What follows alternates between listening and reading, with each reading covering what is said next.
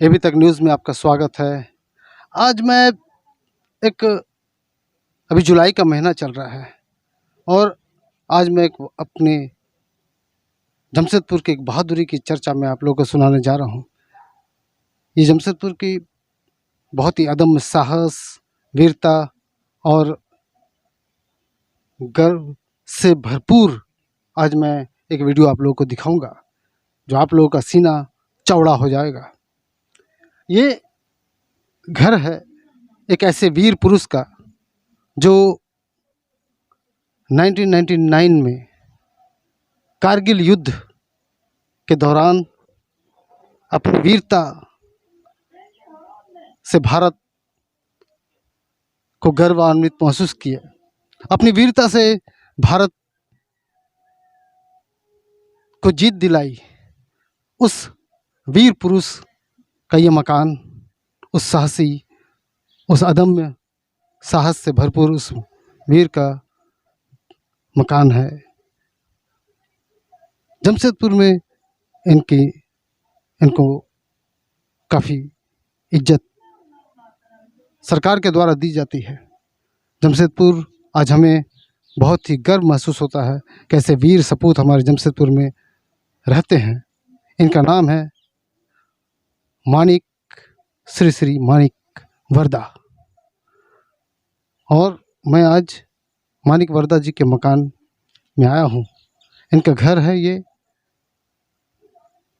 इनको आज जमशेदपुर की जनता जो कारगिल युद्ध के दौरान इन्होंने अदम्य वीरता और साहस का परिचय दिया, उस श्री मानिक वर्दा जी का ये घर हम आपको आज लेके आए हैं। मानिक वर्दा जी अद्भुत साहस का परिचय देते हुए कारगिल में 1999 में हमें पाकिस्तान के विरुद्ध विजय दिलाई थी। और मैं इनको और भी आपको दिखाऊंगा कि इनके साथ क्या क्या हुआ था। आप भी गर्व से प्रफुल्लित हो जाइएगा। धन्यवाद। मैं आपको अब मानिक वर्दा जी से मिलाता हूँ। मई 1999 को बटालिक सेक्टर में मानिक वर्दा जी इन्होंने अपने अदम्य साहस का परिचय देते हुए पाकिस्तानी जासूसों, पाकिस्तानी सैनिकों को पीछे खदेड़ दिया था और अभी जुलाई के महीने में ही हमें भारतीयों को विजय दिलाई थी कारगिल युद्ध में। यही श्री मानिक वर्दा जी को मैं सलाम करता हूँ। मैं कोटि कोटि प्रणाम करता हूँ। मानिक वर्दा जी, आपका एबी तक न्यूज़ में आपका बहुत बहुत स्वागत है। और उनकी धर्मपत्नी यहीं भी बैठी हुई हैं, आपको भी मैं स्वागत करता हूँ। मानिक वर्दा जी, आप से हमसे मिल करके बहुत ही खुशी महसूस होती है और आप कुछ अपनी यादगार क्षण बताएं जो आप उस वक्त कारगिल के युद्ध में आपने कुछ क्या क्या किया था। कारगिल का युद्ध जो है हमारा 8 मई को शुरू हुआ था, 8 मई 1999 को, और 13 मई से जो है जबरदस्त रंग रूप जो है घर धारण कर लिया। 13 मई से चला आपका 26 जुलाई तक। हम लोग का मोटा मोटी उसे 3 महीने लड़ाई हुआ था वहाँ पे। और हमारा यूनिट को जो है वहीं पर डिप्लेट था। पेट्रोलिंग में हम लोग को भेजा गया था एक जूनियर कमिश्नर अफसर। आप किस जगह था? हम लोग था दराज सेक्टर का थारू में। दराक सेक्टर के थारूम में थे जी। अच्छा। हाँ, ये क्या पाकिस्तान के एकदम बॉर्डर ही है या उससे काफ़ी दूर है? थोड़ा दूर तो नहीं है, और करीब करीब सटा हुआ है वैसे। अच्छा, मैं 2-3 किलोमीटर के आसपास होगी। हाँ जी। अच्छा। जैसे आपका तलोलिंग हो गया, टाइगर हिल हो गया, मसो घाटी, अच्छा। ये सब तो और नज़दीक सटा हुआ है, ये थोड़ा सा दूर है। अच्छा। हाँ। तो वहाँ आपकी जो पोस्टिंग थी, आप वहाँ किस पोस्ट में थे? हम लोग तो वो थारू में था, थारू पोस्ट में था। तो उसके बाद जो है हम लोग का पेट्रोल ड्यूटी में ये मिला था, काम मिला था, तो अवलांच में हम लोग जो फंस गया था। अच्छा, एवलांच में आप लोग फंस गए थे। तो आप लोग कुल कितने सैनिक थे? एक जेसीओ 14 वर्ष। 14 वर्ष थे। अच्छा, तो उसमें सभी फंस गए थे। नहीं, आधा कोई तो निकल गया, आंधी तूफान भी इतना चल रहा था। हम लोग मैंने 4 आदमी गुम हो गए उसमें से। हम लोग पीछे में थे, आधा टुकड़ी निकल गया और 4 आदमी का जो है, एक का तो उसका हाथ नहीं है और 3 आदमी जो है हम लोग का इस किस्म का हुआ है। हाथ भी आधा कट गया, पाँव भी। हम लोग 18 घंटा तक फांसी रह गया। दूसरे दिन जो है पेट्रोलिंग पार्टी आया और हम लोग को खोज के निकल गया है जी। तो ये अद्भुत अदम्य साहस और उतनी ऊंचाई में जहां -20 डिग्री के आसपास वहां की मौसम होती है, वहां पर अपने साहस का परिचय देते हुए मानिक जी और इनके साथी 14 वॉरियर्स थे, तो उन्होंने वहां पर अपनी साहस का परिचय दिया। ये अद्भुत घटना है। तो बहुत ही हमें गर्व महसूस होता है मानिक जी कि आप वहाँ पर उतने माने अद्भुत मौसम में, बहुत ही घनघोर मौसम, जो तो उस मौसम में रहना बहुत ही मुश्किल है एक आम आदमी के लिए। वहाँ आप लोग कैसे दिन बिताते थे? वो तो सर बात सही है कि जैसे हम लोग इधर फील्ड में जब जब ये जाते हैं हाईएल्टी इलाके में, तो हम लोग का पहले एक सप्ताह 2 सप्ताह का किलोमीटरेशन होता है। लेकिन लड़ाई होने के बावजूद जो है उस साल उतना किलोमीटरेशन हम लोग नहीं करने सका, क्योंकि उधर गोलाबारी चल रहा है और इधर कहाँ से किलोमीटरेशन करेगा, उधर आदमी की भी कमी है। तो वो हम लोग को सीधा चढ़ा दिया गया है सर। हम लोग वैसे राजस्थान में थे, राजस्थान का लालपुर से सीधे हम लोग को ऊपर भेज दिया, 1-2 दिन के अंदर में ही।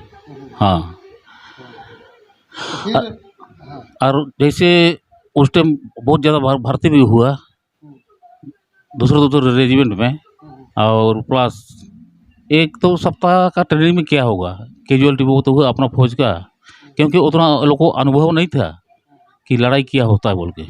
हाँ, तो जब ये घटना हुई, ये घटना के बाद जैसे आप लॉन्च में आप लोग फंस गए, आप लोग कुल 4 लोग थे, तो 4 लोग के फंसने के बाद आप लोग 18 घंटे उसी में दबे रहे। अच्छा, उसके बाद आप लोगों को जो टीम आई, सर्वे टीम आई, रिसर्च टीम आई, वो आप लोग को फिर कहाँ लेके गए?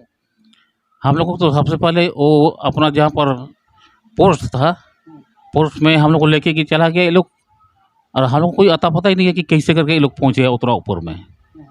तो हेलीकॉप्टर आया और हेलीकॉप्टर से जो है हम लोग फास्ट में श्रीनगर लेके गया, बेस हॉस्पिटल। श्रीनगर के बाद जो है हम लोग को उधमपुर लाया गया। उधमपुर के आराम से बैठिए। हाँ, आराम से बैठिए। उधमपुर के बाद जो है हम लोग को पुणे में लेके आया। तो हम लोग का तो हाथ पाँव तो बिल्कुल काम नहीं कर रहा था, सुन्न हो चुका था। तो ये आर्टिफिशियल लिम्फ सिस्टम में जो है हम लोग का ये हाथ पर जो काट दिया गया है, और उसके बाद जो है हम लोग को पुणे से सीधा हम लोग को ट्रेनिंग सेंटर दानापुर भेज दिया गया, और वहाँ से जो है हम लोग को बोर्ड आउट जो है कर दिया जी। तो जब आपका हाथ काटा गया, उसके बाद आप कितने देर के बाद होश आया, तो और आपने देखा तो आपने क्या पाया? वो पहले तो हम लोग को बता दिया गया था कि आज तुम लोगों का इस किस्म का ऑपरेशन होगा और तुम लोग कुछ नहीं होगा, जिंदगी रहेगा। हाँ, तुम लोग अपना हौसला को बुलंद रखो, और अभी तुम लोग का कुछ नहीं होगा, एक खाली हाथ पर काटना पड़ रहा है हम लोग को अच्छा, वो पहले आपको बता दिया गया था? जी। अच्छा अच्छा। और जैसे अभी जो बर्फ़ का इलाका है, जैसे सियाचिन ग्लेशियर हो और चाहे तो हाईटीली इलाका का जो है, तो वहाँ पर सबसे दिक्कत है यही बर्फ़ का ही। वो नाखून तरफ से ही पहले अटैक करता है। अच्छा, हाँ, हाई टाइड आने पर तो नाखून ही अटैक करता हाँ, नाखून में ही अटैक करता है पहला, और उसके बाद जो है आपका ये शरीर जो है धीरे धीरे ये जो बर्फ़ का ये जो है उसका जमने लगता है। असर, हाँ, असर उस पर चढ़ते रहता है, और उसको काटने के सिवाय और कोई रास्ता ही नहीं है जी। हाँ, आपका वहाँ से खून सप्लाई बंद हो जाती है। जी, खून सप्लाई बंद हो जाता है और ये लोग चेकअप कर लेता है कि कहाँ से इसको जो है काटना पड़ेगा। हाँ, और तकरीबन ये आदमी जो है ठीक ठाक रहे, अपना दिनचर्या किसी तरह से करे। जी। तो इसके बाद आप कितने दिन तक हॉस्पिटल में थे? हम लोग का साल 10-11 महीने था तकरीबन। हाँ, श्रीनगर में फर्स्ट में तो 2-3 महीने से ज़्यादा ही था, उसमें तो उधमपुर में भी 2-3 महीने से ज़्यादा ही था। फिर लास्ट में हम लोग पुणे में थोड़ा सा लंबा खींचे, 5-6 महीना जैसे, और लास्ट जो है हमारा ट्रेनिंग सेंटर दानापुर में जो है मुश्किल से 2 महीने जैसे थे वहाँ पर। जी। तो पुणे में कहाँ, आर्म्ड फोर्सेस हॉस्पिटल में थे? जी, आर्टिफिशियल लिम्ब सेंटर जो है पुणे। अच्छा, आर्टिफिशियल लिम्ब सेंटर पुणे। तो मालिक जी, उसके बाद आप घर पर खबर कब दिए, कितने दिन के बाद खबर दिया? आप खुद दिए या वहाँ से ऑफिशियल लेटर आया? नहीं सर, अच्छा। तो मिसेस जो है हमको पूछते रह गई है कि आप है कहाँ पे। अच्छा, हम बोला कि हम ये राजस्थान। एक्सीडेंट होने के बाद ये। अच्छा। हाँ, हाँ, हाँ, हम राजस्थान में है। अच्छा। उस टाइम वो बड़ा लड़का टू हुआ था हमारा। आज तो छोटा वाला टू हुआ था। हमने नहीं बताया, क्योंकि इधर लड़का भी हुआ छोटा वाला, हाँ, हाँ। और फिर अगर बता देंगे फिर ये सोच के इसका दिमाग खराब हो तो चुका। मैडम उस समय हॉस्पिटल में थी? हॉस्पिटल में? नहीं, एक घर पे ही थे। बेटा आ चुका था? हाँ, अच्छा। तो हम अगर इसको अभी बता देंगे। हाँ, दिसंबर में आया बेटा, तो फरवरी में हम लोग को पता चला। फरवरी में कोई दोस्त इनका लेटर लिखा था, मगर ये बात नहीं लिखा था, क्योंकि ये पहले लेटर वेटर बहुत लिखते थे, लेकिन अब क्यों नहीं लिख रहे हैं, इसलिए हम बहुत पूछताछ कर। ये घटना जुलाई में हुई और आपको फरवरी 2000 में पता चला, जो जुलाई 1999 में एक्सीडेंट हुआ, और आपको पता चला फरवरी 2000 में। ओ वाह वाह। बहुत परेशानी था, पेपर ऊपर देखते थे कि नहीं ऐसा लड़ाई हो रहा है बोल करके, तो उस समय तो फ़ोन वोन नहीं था ना, पेपर ऊपर देखते थे, तो ये हम लोग को बताया ही नहीं कि हम लड़ाई में गए हैं बोल के। तो हम लोग तो सोच रहे हैं राजस्थान में है, तो फिर शक बढ़ने लगा, नहीं तो ऐसा नहीं करते हैं, वो लेटर लिखते ही हैं। तो लेटर किसी दोस्त का आया उसका, तभी उस दोस्त का आया लेटर, तब हमको समझ में आ गया कि नहीं उस समय ऐसा तो केवल वो अंतर्देशीय पत्र चलता था। पत्र चलता था। तब फिर यहीं नीचे टोला में मेरा ससुराल है, घर है, घर में आकर के उन लोग को हम बताएं कि नहीं ऐसा ऐसा हो गया है, हम छोटा बच्चा लेकर कहाँ जाएंगे, आप लोग को जाना होगा। तो इनके बड़े भैया, इनके छोटे भैया, वो लोग जाके देख के आए, तब जाके हम लोग को पता चला कि ये हाल हो गया है। आपका बड़ा बेटा की उम्र उस समय कितनी? मेरा बड़ा बेटा का उम्र उस समय 5-6 साल था। वाह। तो 2 महीने का था, 2 महीने का था। तो मानिक बरदा जी, ये तो अद्भुत अदम्य साहस का आपने परिचय दिया है, और हमारे लिए, हम भारतीयों के लिए एक बहुत ही गौरवान्वित वाला क्षण है। और ख़ास करके ये महीना, जुलाई का महीना, तो बहुत ही गर्व का महीने है, और ये महीना भी कारगिल दिवस भी मनाया जाएगा। तो आप को उसके बाद, आप हॉस्पिटल से निकलने के बाद आप कहाँ गए फिर? हॉस्पिटल के निकलने के बाद तो सर हम लोग को तो जब उधर से बोर्ड आउट ये कर दिए हैं, तो हम तो सीधे घर आ गए हैं। हाँ, शुरू में थोड़ा सा दिक्कत होता था, और उसके बाद धीरे धीरे मैंने ये जो हाथ जो काट दिया है इसे, तो अभी दिनचर्या जो है इसी से हमारा होता है। हाँ, इस समय कच्चा था, ऐसे काटा हुआ, पूना में काटा तो है। अच्छा, पूना में ऐसा काटा गया, पुणे में कर। मैंने अपना काम धाम कर सके बोल के, अपना काम धाम कर सके बोल के पूना आर्टिफिशियल हॉस्पिटल में ये सब किया गया। तो अभी अभी आपको किसी भी तरह का इसमें दर्द वर्द, किसी तरह का कोई महसूस नहीं होता? नहीं सर, कुछ नहीं था अभी। उस समय ये सब नया था, तो ये सब घाव था उस समय, बहुत काफ़ी दिक्कत है, क्योंकि छोटा बच्चा भी है, इनको भी सब कुछ करना है, उसको भी सब कुछ करना है, बहुत काफ़ी दिक्कत से गुजरा है घर। हाँ, बहुत ही कष्टपूर्ण जीवन आप लोगों का बीता है। तो ये मानिक बरदा जी, आपने फिर इस दोनों हाथ से, इस वीरता वाली हाथ से, इस माने अदम्य वीरता वाले हाथों से फिर आपने काफ़ी मेहनत से दिन बिताया, समय बिताया। आज हो गया 2022। इन लगभग 23 वर्षों में आपने कैसे बिताया, अपने आप को कैसे इसमें इसमें अपने आप को इस माहौल से अपने आप को जोड़ा, कुछ बताएंगे? जी हाँ, देखिए आज तो हमारा सिर्फ हाथ काटा है और पैर काट रहा है।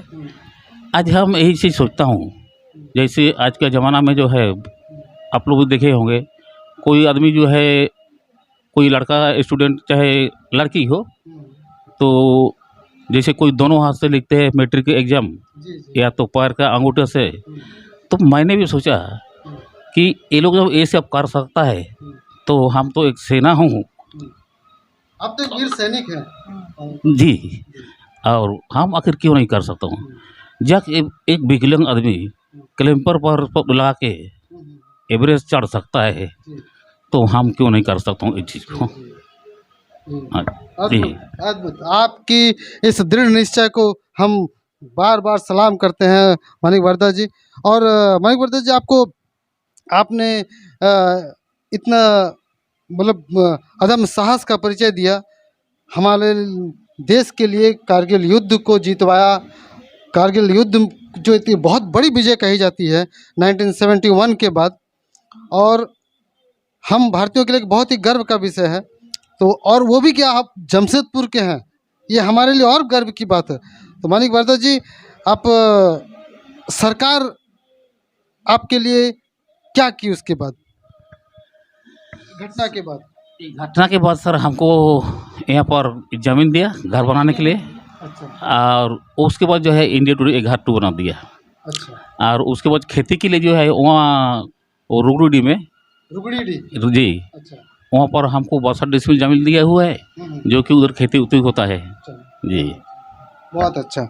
इससे भारत सरकार को भी, उस समय के तत्कालीन भारत सरकार को भी नमन करता हूँ, और जिन्होंने एक सैनिक को इतना इज्जत दिया, इतना प्यार दिया, और इनके भविष्य के लिए जो सुख सुविधा है अपने दिन बिताने के लिए दिया। और उनके परिवार के लोगों को भी मैं बहुत कोटि कोटि प्रणाम करता हूँ, जिन्होंने ऐसे वीर पुरुष का, पुरुष सैनिक का, जो हमारे भारत के जीत दिलाए थे, उनका आज भी उनको आज मतलब एक अपने आप को किस तरह से मतलब कष्टपूर्ण जीवन बिताते हुए अपना जीवन योगदान भारत के लिए दिन बिताया है। तो ये मेडल आपको कहाँ मिला था? सर दोनों तो श्रीलंका का है। अच्छा, ये मेडल आपको? हाँ, ठीक है। श्रीलंका का है, अच्छा। और एक तो कारगिल का है, और दो जो है सर्विस वाला है, एक तो 20 ईयर्स का और एक तो 9 ईयर्स का। तो आपने श्रीलंका में शांति सेना में भी आपने गया था? जी हाँ। अच्छा, ये कौन से साल में गया था? ये 86-87 के था। 86-87 में श्रीलंका में आपने शांति सेना में। तो ये आप वहाँ पर श्रीलंका में किस जगह तैनात थे आप लोग? हम लोग सर टिंकू, ये क्या बोलता है, जाफना में। जाफना में आप लोग थे? ओ बाबा, वो तो बहुत ही खतरनाक जगह थी उस वक्त, जी है ना? हाँ। जाफना श्रीलंका में उस वक्त मैंने 1980 से लेकर के उस वक्त एलटीटी का काफ़ी मैंने वहाँ पर उससे संघर्ष करना पड़ता था श्रीलंका वासियों को। जी हाँ, हम लोग का संघर्ष हुआ था 24 जून को। तो वो हमारा ब्रेवो कंपनी था, एक प्लाटून था पूरा, एक 336 वर्ष का। तो ये लोग का गलती यही था, जिस रूट में गया और उसी रूट में वापस आया। अच्छा, एलटीटी लोग का ऐसे है कि आप अगर इस रूट से गया तो आपको दूसरे रूट से आना पड़ेगा, और सुनसान अगर हो गया इसके बाद आज पक्का वाला मुठभेड़ होगा। हाँ, रात का समय तो हम लोग का सबसे बड़ा दुश्मन है कुत्ते सब।